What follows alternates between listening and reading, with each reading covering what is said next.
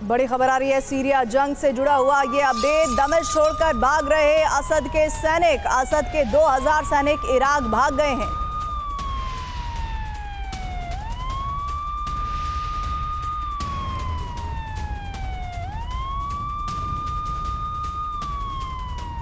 और इसके साथ ही ये जानकारी मिल रही है कि ग्रामीण दमिश्क में जीत का जश्न मना रहे हैं विद्रोही लड़ाके। सेना के टैंक पर विद्रोहियों का कब्जा हो चुका है। स्थानीय लोगों ने भी जश्न मनाया है। देखिए, अलग अलग तस्वीरें हम आपको दिखा रहे हैं। कहीं आपको इस वक्त फायरिंग की तस्वीरें दिखेंगी, कहीं आपको गहमा गहमी की तस्वीरें दिखेंगी, कहीं आपको जश्न की तस्वीरें दिखेंगी, तो कहीं मूर्तियां तोड़ने की तस्वीरें। लेकिन इस वक्त सीरिया की सड़कों पर सब कुछ बदला बदला सा नजर आ रहा था। वो अंजाम जिसका इंतजार, जिसका डर, जिसका एहसास सीरिया की जनता को था, वो अब होने में ऐसा लग रहा है कि कुछ ही घंटे का वक्त बचा है। एक और बड़ी खबर आ रही है। जानकारी है कि सीरिया जंग से जुड़ा हुआ ये अभी तक का सबसे बड़ा अपडेट है। दमिश्क एयरपोर्ट तक पहुंच गए हैं बागी। दमिश्क एयरपोर्ट पर किसी भी वक्त कब्जा हो सकता है। दमिश्क एयरपोर्ट से सभी उड़ानें बंद कर दी गई हैं।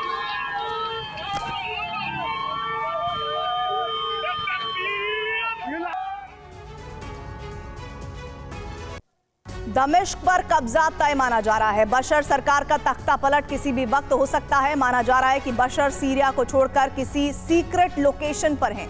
दावा यह भी है कि परिवार को सीरिया से निकालने के बशर अंतिम क्षणों में अपने करीबी लोगों के साथ सीरिया से निकलेंगे।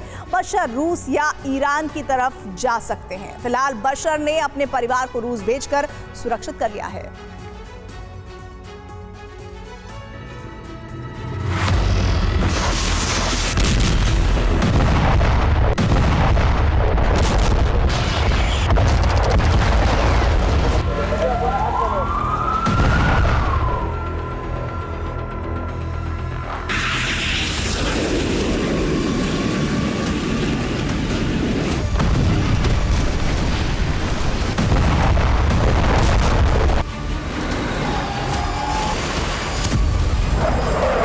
ड्रोन का बदला फाइटर जेट से।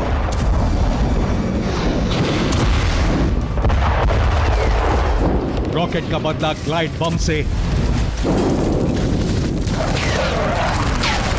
लड़ाकों के खिलाफ रूसी सेना का इस्तेमाल। लेकिन इतना सब कुछ करने के बाद भी विद्रोहियों का रास्ता नहीं रोका जा सका। अब सवाल है कि बशर क्या करेंगे? अपनी जान बचाएंगे या फिर आखिरी सांस तक विद्रोह दबाने की कोशिश करेंगे? रूस ईरान से पूरी मदद मिलने के बावजूद विद्रोहियों का दमन नहीं हो सका और सीरिया की राजधानी दमिश्क पर भी ड्रोन हमले की शुरुआत हो चुकी है।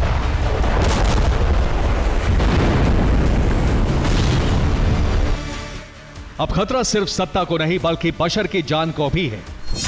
बशर को टारगेट करके ड्रोन हमले शुरू हो गए हैं। बशर को सीक्रेट बंकर में शिफ्ट करना पड़ा है। दमिश्क में लगातार धमाके गूंज रहे हैं।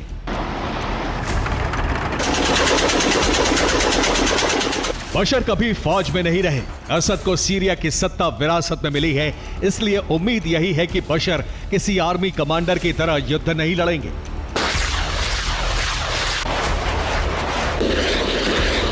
बशर क्या करने वाले हैं, इसके संकेत मिल चुके हैं। बशर ने अपनी पत्नी और बच्चों को रूस भेज दिया है। बशर के परिवार के कुछ सदस्य यूएई चले गए हैं। बशर से जुड़े तमाम लोग देश छोड़ने की तैयारी में हैं। जाहिर हो रहा है कि बशर खुद देश छोड़ने से पहले अपने परिवार को सुरक्षित ठिकानों पर पहुंचा रहे हैं।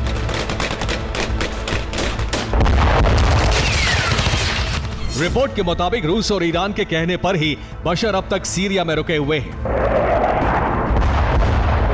रूस और ईरान को शक है कि बशर के देश छोड़ते ही सीरिया की सेना सरेंडर कर सकती है। बशर को सुरक्षित सीरिया से निकालने की जिम्मेदारी रूस और ईरान की है। फिलहाल बशर रूस की मदद से युद्ध में वापसी की कोशिश में है। बशर के पास पहला विकल्प रूस का है। यहां बशर का रोस्तोव और डॉन में महल है। पत्नी और बच्चों को भी बशर ने रूस ही भेजा है। दूसरा विकल्प है यूएई। यहाँ बशर ने ससुराल पक्ष के लोगों को शिफ्ट किया है। तीसरा विकल्प कतर भी है और ईरान तो बशर के लिए शुरू से एक सेफ जोन है। अभी युद्ध का नेतृत्व बशर ही कर रहे हैं, इसलिए उम्मीद की जा रही है कि इराक, ईरान और रूस की कोशिश से विद्रोह को दबाया जाएगा। लेकिन सीरिया में रहते हुए भी अब बशर सीक्रेट लोकेशन पर हैं, क्योंकि दमिश्क के सबसे मुख्य इलाके में हमलों की शुरुआत हो चुकी है।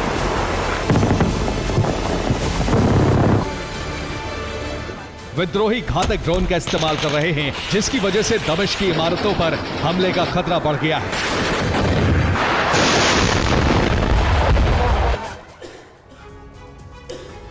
एक दिन पहले ही दमिश्क के उमैद स्क्वायर पर ड्रोन से हमले शुरू हो गए। यहाँ बशर सरकार का रक्षा मंत्रालय है, सीरिया की सेना का मुख्यालय है, राष्ट्रपति बशर का शानदार घर है, टीवी और रेडियो के दफ्तर हैं। सीरिया में विद्रोही ड्रोन से हमले कर रहे हैं। रिपोर्ट के मुताबिक अब शाहिद 171 ड्रोन का भी इस्तेमाल हो रहा है। ये ईरान का ड्रोन है। इस ड्रोन का ट्रांसपॉन्डर आसमान में बंद हो जाता है, जिसकी वजह से इसे ट्रैक करना बेहद मुश्किल हो जाता है। सेना के बेस से विद्रोहियों के हाथ ये ड्रोन लगा है। दमिश्क में विद्रोहियों के ड्रोन का डर बढ़ता जा रहा है, इसीलिए दमिश्क की सुरक्षा बढ़ा दी गई है। इमारतों पर स्नाइपर तैनात किए गए हैं। स्नाइपर गन से ड्रोन पर निशाना लगाया जाएगा।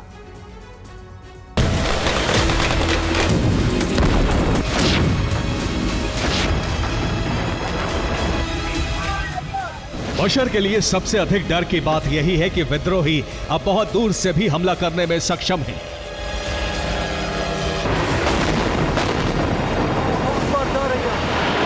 सीरियाई सेना और रूसी सेना के हथियारों पर कब्जे के बाद विद्रोही और अधिक ताकतवर हो गए हैं। विद्रोहियों के पास ऐसे ड्रोन भी हैं जिन्हें ट्रैक करने में मुश्किल हो रही है। दमिश्क पर हमले के बाद चीन ने अपने राजनयिकों को वापस बुला लिया है। अमेरिका ने भी अपने दूतावास को बंद कर दिया है। रूस ने भी अपने नागरिकों को वापस लौटने का आदेश दिया है। इस डर की वजह शुक्रवार को राष्ट्रपति बशर के निवास पर हुआ हमला है। दमिश्क में हालांकि एयर डिफेंस की तैनाती है, इसलिए ड्रोन हमले कामयाब नहीं हो रहे हैं। लेकिन ड्रोन में धमाके के बाद मलबा गिरने से नुकसान जरूर हो सकता है।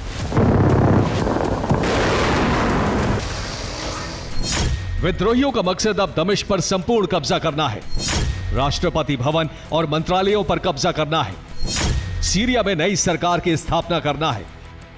ऐसे में जाहिर है कि विद्रोही या तो बशर की हत्या कर देंगे या फिर उन्हें बंदी बना लेंगे। दमिश्क में कब्जे के बाद बशर के लिए हवा के रास्ते निकलना मुश्किल हो सकता है।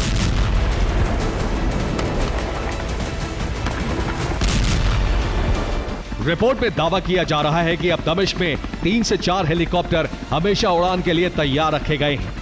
दावा किया जा रहा है कि बशर का आखिरी फैसला सेना प्रमुख के कहने पर होगा। ईरान और रूस की एजेंसियां भी फैसले ले सकती हैं। बशर को रूस की एरोस्पेस फोर्स से मदद मिल सकती है। फिलहाल पूरी कोशिश दमिश्क को कब्जे से बचाने की है। ईरान और रूस में इसके लिए रणनीति तैयार हो रही है। लेकिन रूस खुद यूक्रेन युद्ध में उलझा है, इसलिए सीरिया में सैनिकों को भेज पाना मुश्किल हो रहा है।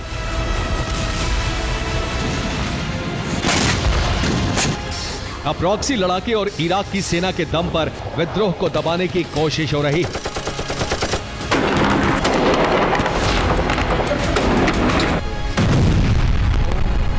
कामयाबी नहीं मिली तो बशर को हमेशा विदेश में दूसरे देश की मेहरबानी पर जिंदगी बितानी होगी।